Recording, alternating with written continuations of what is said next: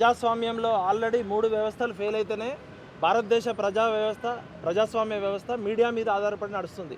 అలాంటిది main stream media మొత్తం కూడా అగ్రకులాలకి లేకపోతే పెత్తందారుల చేతిలో కొంతమంది ప్రభుత్వాల చేతిలో బందీ అయినప్పుడు ఒక ఇండిపెండెంట్ జర్నలిస్ట్గా తమ్ముడు కేవీఆర్ తన పోరాట పటిమతో తన క్రియేటివిటీతో నిజాన్ని నిగ్గదీసినట్టు కుండబద్దలు కొట్టినట్టు చెప్తున్నాడు. తన వీడియోలు చూసిన అందరూ కూడా ఆయనకి అభిమానులు అవుతున్నారు. ఎందుకంటే ఉన్న విషయాన్ని తన యొక్క క్రియేటివిటీతో ఆశోక్తితో చెలోక్తులతో రాజ్యాంగానికి లోబడే విషయాన్ని చెప్పడంలో ఆయనకు దిట్ట. ఆయన స్క్రిప్ట్ అనేది ఇలా తెలుగు సోషల్ మీడియాలో ఒక ప్రత్యేకత సాధించుకుంది.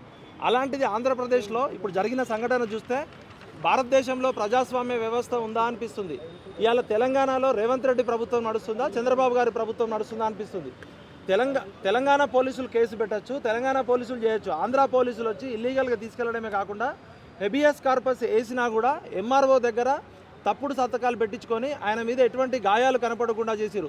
ఒక జర్నలిస్టుని 3rd డిగ్రీ చేస్తురంటేనే ఆ ప్రభుత్వం ప్రజాపాలన కాదు, అది మాఫియా అని చెప్తారు. టిఎన్ శేషన్ గారు ఏం చెప్పారంటే పాలిటిక్స్ మైనస్ గవర్నెన్స్ = మాఫియా అని చెప్పారు. నిజంగా ఇది ప్రజాస్వామ్య వ్యవస్థలో ప్రజల చేత ప్రజల కొరకు ప్రజలే పరిపాలించిన ప్రజాస్వామ్యంలో ఒక సీనియర్ జర్నలిస్టు మెయిన్ స్ట్రీమ్ మీడియాలో పనిచేసిండు, జర్నలిజం స్కాలరు. మెయిన్ స్ట్రీమ్ మీడియాలో నాకు తెలుసు ఒక 20 ఏళ్ల నుంచి కేవీఆర్ గారు ఉన్నారు.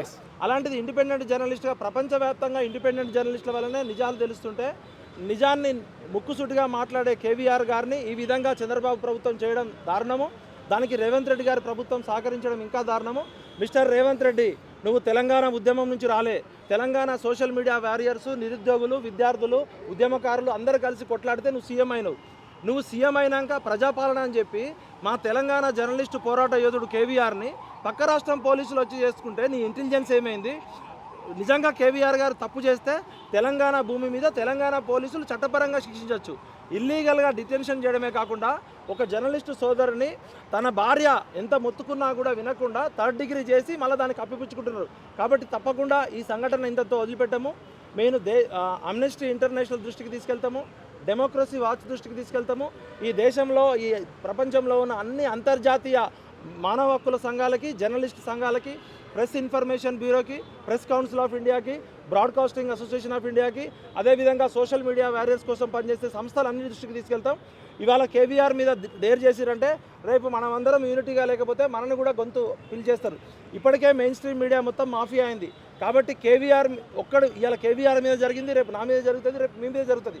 కాబట్టి ప్రశ్నే ప్రజాస్వామ్యానికి పునాది, ప్రశ్నే ప్రజాస్వామ్యానికి నాగరికత సమాజానికి ప్రశ్నతోటే ప్రారంభమవుతుంది.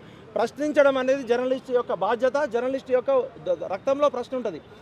ఒకవేళ కేవీఆర్ గారు ఏమైనా తప్పుడు ప్రశ్నలు చేస్తే, ఆయన ఏమైనా తప్పుడు ఆరోపణలు చేస్తే, మీ వ్యక్తిగత ప్రతిష్టకు ఏమైనా భంగం కలిపితే మీరు చట్ట ప్రకారం డిఫమేషన్ సూట్ వేయండి, ఆయన చట్ట ప్రకారం శిక్షించండి. రౌడీల్లాగా ఎటువంటి నోటీసులు ఇవ్వకుండా అర్ధరాత్రి వచ్చి కర్నూలు పోలీసులు ఎత్తుకెళ్ళి వాళ్ళ భార్యకు తెలియకుండా, కుటుంబ సభ్యులకు తెలియకుండా, వాళ్ళ కుటుంబంలో ఒక ఫంక్షన్ మేనకోడలు పెళ్లి ఉన్నప్పుడు చెప్తున్నప్పుడు కూడా ఆయన టెర్రరిస్ట్ కాదు, ఉగ్రవాది కాదు, మీలాగా భూములు మింగిన భూబకాసుడు కాదు, కొండలు మింగిన ఆనకొండ కాదు, గుట్టలు మింగిన గుండాగాలు కాదు, ఓటుకు నోటు కేసులో దొంగ కాదు, ఆయన పాస్పోర్ట్ బ్రోకర్ కాదు, రియల్ ఎస్టేట్ బ్రోకర్ కాదు. ఆయన తన మధ్యతరగతి కుటుంబం నుంచి వచ్చి, ఒక రైతు కుటుంబం నుంచి నిజాయితీగా ఉన్నట్టుగా మాట్లాడుతుంటే మీ పీఠాలు కదులుతున్నాయి. కాబట్టి కేవీఆర్ గారు మీరు అధైర్యపడకండి. ఢిల్లీలో కూడా నాకున్న పరిచయాలతో ఇండియన్ జర్నలిస్ట్ యూనియన్ కానీ, ప్రెస్ కౌన్సిల్ ఆఫ్ ఇండియా కానీ, ఇవాళ జస్టిస్ మార్కండే కర్జు కానీ న్యాయ వ్యవస్థ కూడా తీసుకెళ్ళాలి. ఎప్పుడైతే ప్రశ్నని బొందబెట్టాలని చూస్తుందో అక్కడ ఒక జంజీ మూమెంట్ వస్తుంది. మీరు ఇట్లనే చేయండి కొడకల్లారా. సోషల్ మీడియా వారియర్స్ తోటి భారతదేశంలో తెలంగాణ నుంచే జంజీ మూమెంట్ స్టార్ట్ చేస్తాం. కొడకల్లారా ఖబర్దార్. Save democracy, save press guidelines. KVR గారికి మద్దతుగా మనమందరం ఉండాల్సిన అవసరం ఉంది. మీరు ఎటువంటి అధైర్యపడకండి. ఈసారి ఎటువంటి పోరాటం జరిగినా కూడా మాకు చెప్పండి. మీతో పాటు మేము కూడా జైలుకి వస్తాం.